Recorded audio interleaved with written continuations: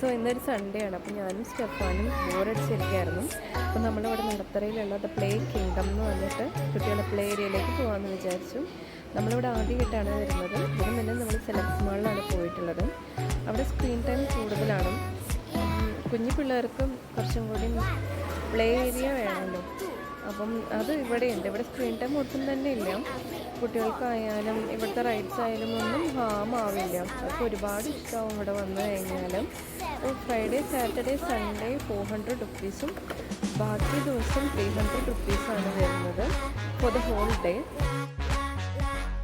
പാരൻസിനാണെങ്കിലും ഇവിടെ ഇരിക്കാനുള്ള സൗകര്യങ്ങളുണ്ട്. സ്നാക്സും ജ്യൂസും എല്ലാം അവൈലബിൾ ആണ്.